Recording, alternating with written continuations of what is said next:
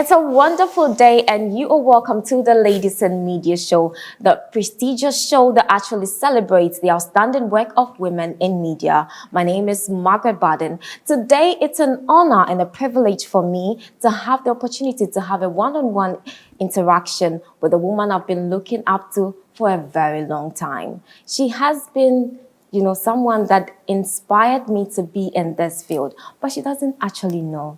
We'll get to know more about her, but be reminded that today our question of the day goes, how do young media personalities have a career in media and also a relationship at the same time? Let's go for a break. We'll be right back with more.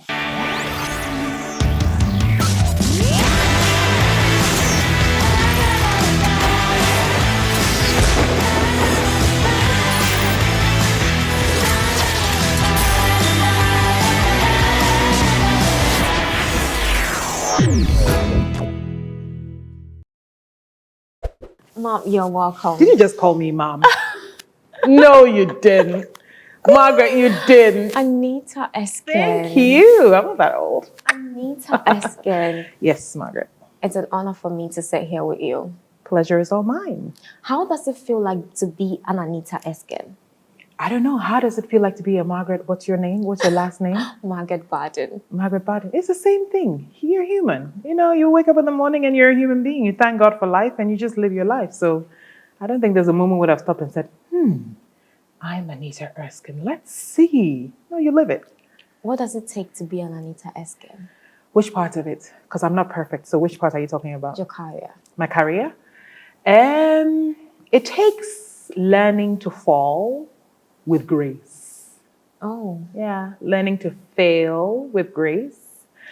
Learning to enjoy what you do so much that you want to keep trying over and over. Being surrounded by people who will tell you the truth, but at the same time, people who will also really encourage you to be the best version of yourself all the time. It takes beautiful and wonderful parents like mine who didn't think in the beginning that media, broadcast TV, but who said, oh, okay, try it and see, you know. And then a very, very supportive family that buys into your crazy ideas and that is ever willing to keep urging you on regardless of what is happening. It's a community of people that really believe in me. That's what it takes. Okay. So how was growing up like for you? I grew up very quietly because most of my older siblings were away at university, away at secondary school, boarding school.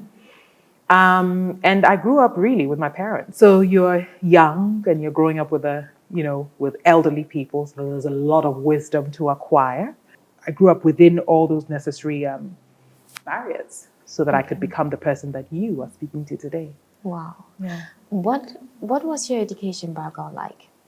I went to Catholic school, Christ the King School for my primary education, Ghana International School for my secondary education, and then I went to Trent University for my undergrad degree, and then McMaster University in Hamilton, also in Canada, for my master's, which I am currently pursuing. Wow. Were you born in Ghana? I was born in Jerusalem, Israel, because my father worked in the Middle East at the time, so I got a chance to be born in the same place as Jesus Christ. Can you feel the Holy Spirit? I can. When you walked in here, you feel like the angels, right? The serene was different. Yeah, the angels really are with me. So yeah, I was born in Jerusalem. Wow. Yeah. Wow. When did the media related issue pop in? When did you realize you have interest for media? I don't think there was a specific time. I think it just kind of happened in phases, and it wasn't media as we know it.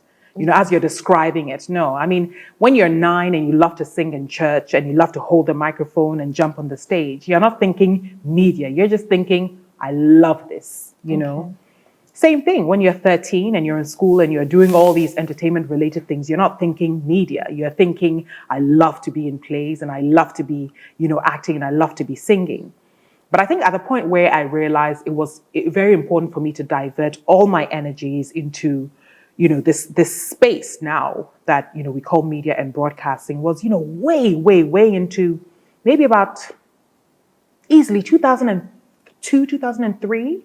You know, I'd done my university degree. At that time, even though I was in spaces where, you know, media was related, I had done Metro TV before my university degree, I had done Groove FM. You know, these were things that I did because I was passionate about it. I didn't do them because I said, I will work in this space specifically. I was passionate about it. But you know, But how did communications. you find yourself doing something in Metro? Halal Patel, he's still around. He'll tell you. I literally walked in there and I said, you know, I was 17. And I said, yeah, this is what I want to do.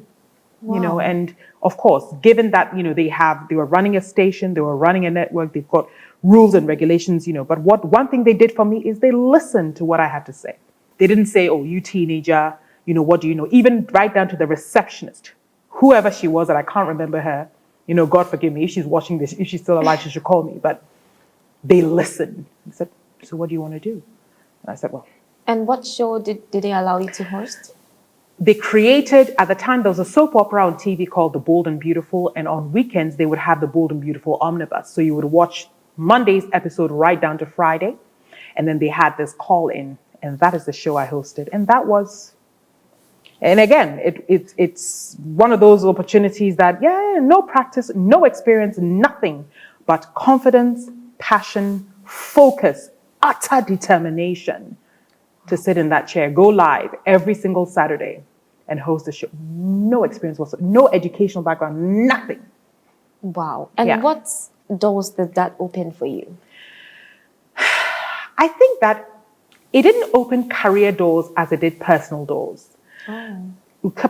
Personal innate doors. First lesson, you can be whatever you want. I was too young for this to open, career doors. And, you know, there were just a few TV stations, a few radio stations in Ghana. So it wasn't like somebody was to say, hey, I want you to come and work. No, but deep down, as a 17-year-old and then an 18-year-old, I mean, if you are that young and you're conscious of the fact that you are that young, and you're conscious of the fact that you're in a space where there are people way older than you, way more experienced. Listen, I was swimming in a sea of powerful whales and dolphins and sharks. You get it? So the doors that opened was what I sit with today. You can't outdo me, not because you're not as good as me. No, not at all. You're also really good. But I have a certain power that allows me to outdo my own self. So it's not about anybody else in the room. It's about me, me, and me. That's what it did for me. Wow. And after that opportunity, what next did you do? Then I went to university and then I studied. And then I did my internships. And the same thing I did with Metro, I walked into various networks, into various radio stations, and I interned, and I volunteered. Listen, I didn't care that you don't have $1 to give me. I would do the work because the value of the experience to me is way more than any money you could pay me. Wow. So I moved around relentlessly, consistently. And by the time I finished my university studies, I applied to do an internship at what was, at the time, Toronto's first Black-owned radio station. And that also created a whole beautiful field of experiences for me. Wow. Yeah. Amazing. Mm-hmm. So you've done countless internships. I can't count them. And I continue to intern. I'm 44. In December, I continue to intern, I continue to volunteer. Yes, I continue to go online and find large organizations that I would love to work for, I would love to be part of, that I know are not hiring, and I will say, I'm available to do this. And they will see my resume on LinkedIn and say, well, you know, I said, no, don't worry, I'll do it for free. Wow. Are you listening? I'm so shocked that Anita Erskine, like our own very almighty Anita Erskine, has done countless internships. Amazing. And nowadays we are so, we get so worked up when we do 1 or 2 internships. Amazing. Well, naturally, because when you go into a space and you yearn to create some form of relevance, it doesn't hurt that after 1 or 2 internships, you want something more. You should want something more, But at the same time, you should also have behind your mind, or you should also have the conviction that your time will come. So want something more. I mean, I think that the young people today, they want the world. Gosh, I wish I had that kind of desire. No, I wish I knew that kind of desire was possible. But I love it. I mean, they walk in here and they want to be, and I'm like, wow. And you shall be. So hey. At that age, were you looking up to someone? It's such an important question that keeps coming at me, and I keep racking my brain and saying, who was I looking up to? And I'm thinking that in a space where at the time, I had Oprah to look up to, or a Martha Stewart, or I don't know, all these kind of international names. I think that what was resonating with me in terms of people I was looking up to was the Maria Makeba, was the Wangari Maathai, was the, Winnie Mandela. Because in all of this, you're talking about media, but I was also then discovering the power of my voice. You see, you asked the question about, did you know I was going to do media?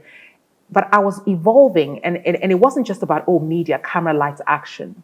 It was about voice. So the relevance wasn't, I have a talk show. No, but it was about change.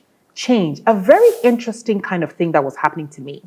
So I was looking up to these African female pioneers who would stop at nothing if they had a vision, if they had a mission, and who would get people to stop and pay attention and listen and support, and who would kind of be a matriarch of a generation.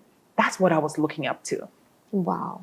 Because I quite remember the first time I saw you, I put on my TV set and I see a woman pop up and she's doing a commercial for Tigo. Yeah. And she was it was so effortless. Like, she was just going on and on and on. And I was like, wow, like, who is this woman? That was the first time I set my eyes on you, and I was like, this is so amazing. So that was when I fell in love with you. Oh, thank you very much. You were not doing media then, you were with Tigo.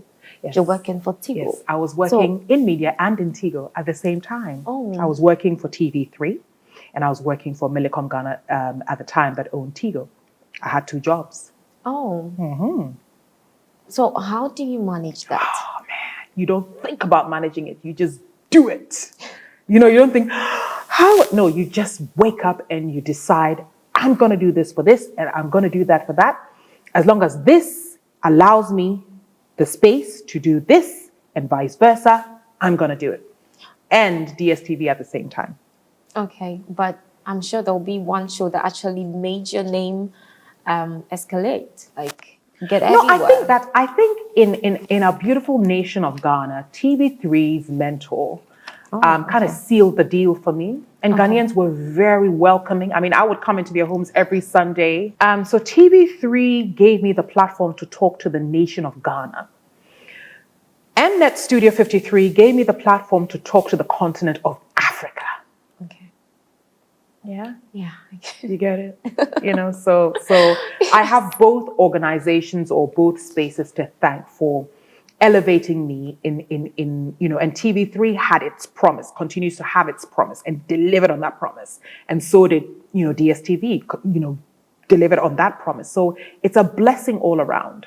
Wow. And combining all that, how do you take it now? People see you, Anita Erskine, and you came up with the shoe thing. I think you were doing something on campuses. Yeah.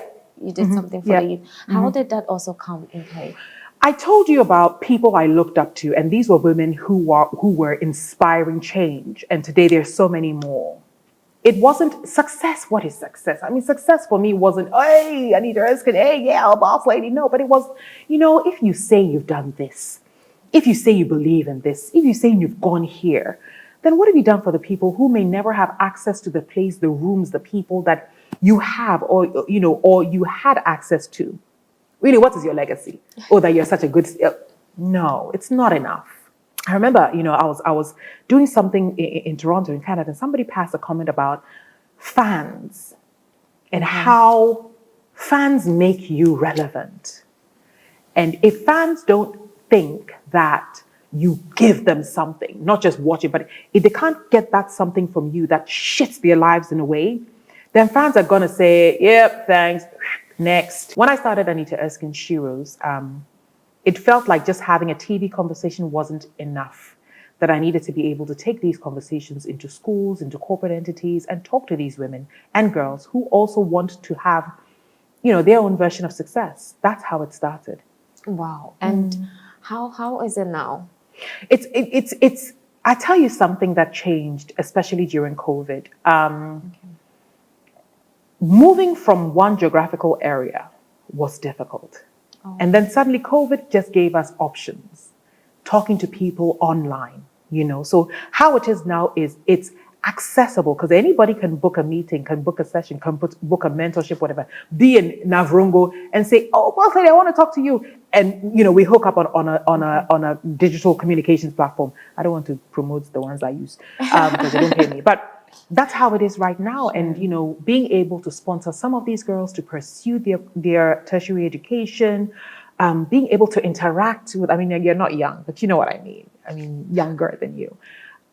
It's a blessing to always be able to talk to people who may not necessarily know which direction to take, but maybe through a conversation are able to figure out, oh, okay, I can use this route and I can achieve my goals if I use this route because Anita has given me that advice. Okay, but does Shiro has an age limit? Oh, no, absolutely not. You saw my mother coming in, right? Yes. My mother is 87. My biggest fan, my biggest project. My mother has so many different ideas. We have so many conversations. And that's what Shiro's is. It's, the sharing of ideas. Not only do you share, but the teaching that, we teach each other in our experiences. The guidance we give each other because we feel maybe I've experienced something and I can see where Margaret is going with this. I can say, oh, Margaret, sister, this direction might land you. And that's what Shiro's is about. So if my mother's 87 and she can come into the office and we can do a tete-a-tete, and Margaret, who's from another generation, then you can see that Shiro's is for everybody, really. Wow. Every single woman who has this burning and yearning desire to be and do something or to be more, do more, and, create change. Okay. I want you to help us with our question for the day. That is, how do young women in media have a career in media and also have a relationship at the same time? Because most of the time is one of the biggest challenge of young women. You can see I'm drinking my coffee. So how does young media personality have a career in media and still have a successful relationship? Oh, Margaret. I want to be very sincere. Okay. And I want to be very honest. I think life is about choices. Okay. And at every stage in your life, you're making a particular choice at the cost of something else. Are you paying attention? I'm listening. So a quote, and I don't quote verbatim, but a quote from Oprah guided my thought about being a family woman, being a professional woman, an entrepreneur, a globetrotter.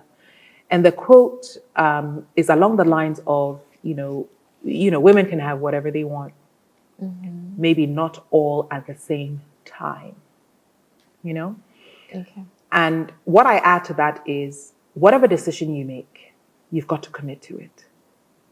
So, women in media, that you want to pursue an education in broadcast journalism. You want to be top of your class.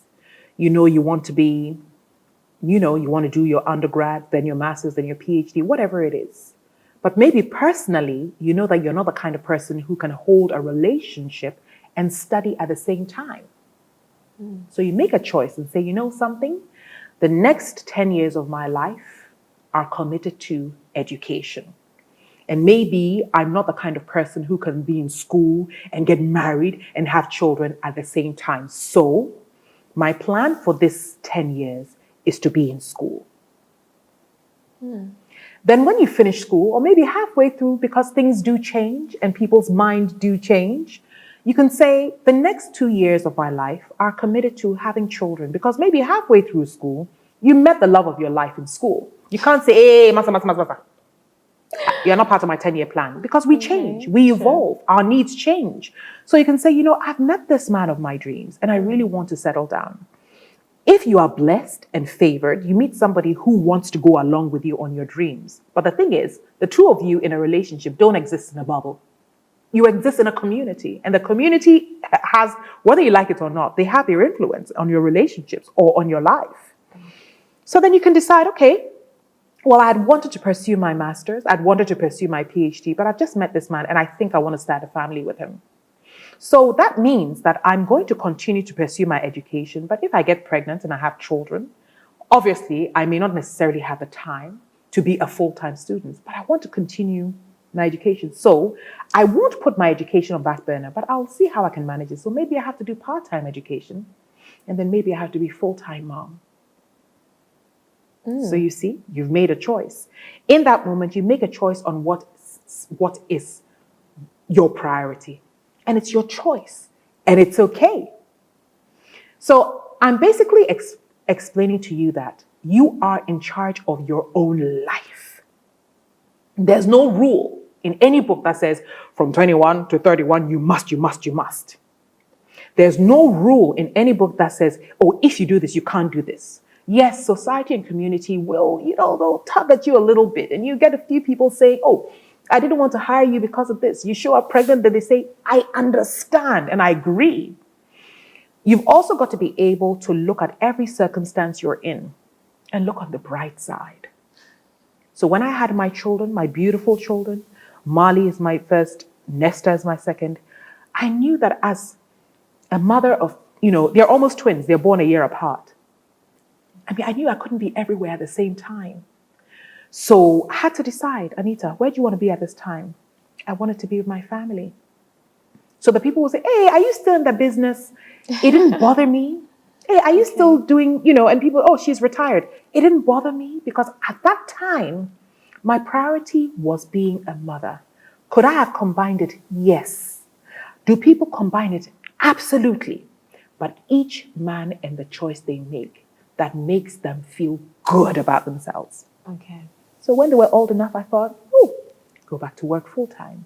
And then, of course, get the support from your husband, from your partner, from your family. So I can't give you a black and white answer and say, oh, you have to, because Margaret, you may be one of the smartest girls in your class who really knows how to multitask. Me, Anita, I don't know how to multitask. I don't know how to be in 10 places at the same time. I know how to be maybe in 3 places at the same time. So those 3 places, I decide, then it's got to be my kids' school. Then it's got to be, my studio. Then it's got to be this. Okay. So you overheard me speaking to Sharon, my executive assistant, or, Cecil, my project manager, about, the time the kids will finish school. It's part of my life. Okay. So I just, it's... So you always have to choose what is best for you. Absolutely. In that moment, choose what works for you. Okay. So if it's a relationship and the relationship comes at a cost, you've got to ask yourself, am I willing to pay the price of this? And the same thing, like when you have money, this beautiful hair on you. When you chose to do the hair, didn't it come at the cost of something? Yes. Absolutely. But you really want it because it makes you look good. So in that moment, you're like, it's got to be the pixie haircut. The Gucci shoe can wait. It's all about choices. You pray. Like I said, I love my God. So I also pray. So this answer is also along the lines of prayer. Father God, I'm about to make this decision. Please be with me. Okay. So let's come to Jack Ma. Uncle Jack. Yes. How did that happen? I got a call from Charterhouse in November 2019 to host a conference that was being organized by Jack Ma and the Jack Ma Foundation. Okay. It was called the African Entrepreneur Prize. So it was going to be this Pan-African, search for entrepreneurs, African entrepreneurs. The relationship started through Charterhouse on that day, on the stage. So there I was on stage with, Jack Ma, His Excellency Ban Ki-moon, His Excellency Nana Dankwa Akufo-Addo, and Jet Li. You know Jet Li? I know him. Are you sure? And who You a doesn't Gen know? Z for a Oh no, we do know you Jet know, Li. so that moment launched my relationship with what we now know as the Africa's Business Heroes, and I've been part of the Jack Ma Foundation ever since. You know, and Jack Ma, I just believed in his dream for African entrepreneurs, and that's where the relationship began. Amazing. Yeah. But when you got this platform, how did you feel being with one of the richest men in the world? It felt meaningful. When you do what you do every day and you are genuine about it, you are authentic about it, I like to say it is God that orders your steps. Yeah? So that when a phase of your life comes where the good Lord believes this affiliation, this partnership will elevate you in this phase, He makes it happen. So it felt meaningful. It felt like, again, the puzzle I've been talking about, or the puzzle I mentioned, that every organization, it felt like the right puzzle for the right place at the right time. Wow. That's amazing. Yeah. Before we let you go, you're very eloquent, especially with your deliveries. I wanted to find out, when you were in school, did you have any special books you're reading? No. But when I would be on the streets of Accra and I would see billboards and I would say to myself, okay, read that billboard and see how it sounds. Ladies in media, live on YouTube. I'll say it again. Ladies in media, live on YouTube. No, I can't hear the you. Okay. Ladies in media, live on YouTube. Ah, that sounds nice. Okay. Let me go to the next one. That's what I would do. So you trained yourself I to trained sound myself. like that. Now, when I went to university, I didn't get into the broadcast journalism course. So again, I knew that I had to use my internships, my various interactions to train myself. How I speak, how I sound, what I say, how it probably sounds not just to me, but to the person across from me. So what course did you do? I did cultural studies, which was a fine blend of writing and what we like to call oral narration. So you write a story and then, storytelling. Yeah. Oh. Yeah. Uh-huh. That's it. And you've been able to train yourself Yes. to be this good. Yes. And I advocate for it. Go to school. But, don't say that, oh, I'm going to wait. When I get to school, then I'll learn this. No. Train yourself. Because you know how you want to sound, right? And you know what you want, how you want people to feel when you talk to them. Once you are in the communications field, you have absolutely no excuse for not sounding good and not, your voice and you need to sound musical. That's what communications is. That's what makes it so exciting. If I'm not reading something musical, if I'm not hearing something musical, it's about, communicating. It has to be clear. It has to be. Amazing. You get me? I get you. That's why you sing your information. You sing it out. Tweet it. Yes, I sing my information. I love it. Clever girl. I sing my information. Yeah. Wow. It must appeal. People must love listening to you on radio. They must love listening to you when when you're reporting the news. It's not just about the information, but it's about how it's packaged. Our fans deserve to be, they deserve to be given the best. So when did you get into movies? Because I know you're blending TV journalism and Everything else in between. And you're doing movies. So I'm just wondering how. I've got Shirley Frimpong and Sparrow Productions to blame for that. But Shirley has always said that if I don't act, that I'm throwing away a perfectly good gift that God gave me. She said it to me a few times. I mean, and not in a, oh, if you don't know, but she said it to me very sternly. She said, you know what, if you don't apply this, it's a shame. Wow. Straight up, black and white. Go and think about it. And a few times after she said it, I thought, okay. So she got me into yellow paper. I did that, and she was instructed every single emotion, every single word, every single excellent director. And then now I'm in Dede. So that's how listen, it's not like somebody discovered me like, oh, Angie, you're so good. No, Shirley literally said, you will do this. This is how you will do it. And I thought, and your first try, was it something that you felt like, okay, this is an environment that I want to be in it for a very long time? When in the very first time I was in a movie, it was Yvonne Nelson's Single and Married. And she had given me an opportunity to actually play myself as a narrator. Oh. So it required, I had to be present, etc. But it was, she allowed me to be myself. So I didn't have to force myself. I didn't have to cry. I didn't have to. So it was a nice, easy kind of, maybe she, like a plane and a taxi, she helped me, and then when I got into Yellow Paper, I had to act.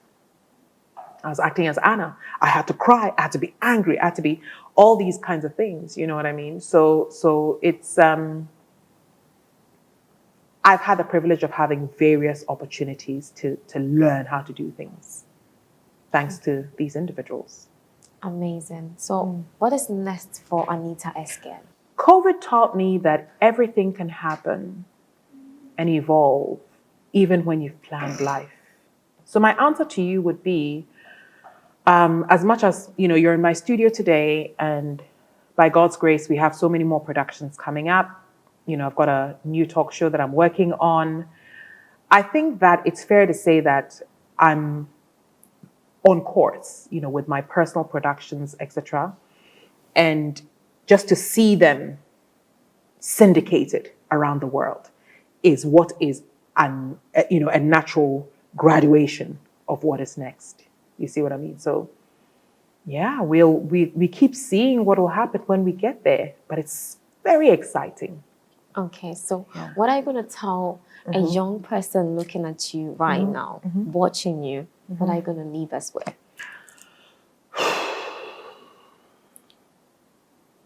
Prepare yourself for failure. Don't prepare yourself for success. Okay. Because success is, one of those things where it's like a beautiful woman. You see her at a club, it's like, ooh, she's fine. But prepare for what you'll see when she removes the makeup. So that the, ooh, she fine can continue to be, ooh, she fine. You know what I mean? Prepare yourself for failure. And prepare yourself by being versatile and be connected to who you truly are, so that when you fail, cry and be angry. But because you prepared yourself, you can also pick up the pieces and move.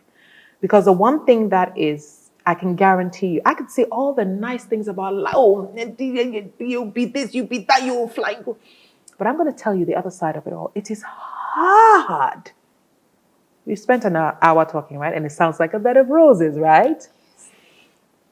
It is very hard, very difficult to do what we do consistently without ever feeling that our back is broken or without ever feeling that we've lost something. So prepare yourself for failure so that success becomes so natural.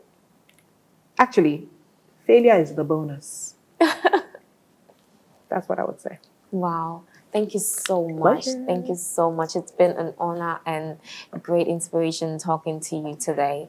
Wow, today has been so inspiring. I know you were so blessed and you're so touched with what Anita Erskine told us right now. But one thing that I'm taking home is that you don't have to stop learning. Internship, internship, internship. She's still doing internship at this age. Wow. Then what is your excuse not trying I know you've heard it all and there's nothing I can add to it. This has been the Ladies in Media show.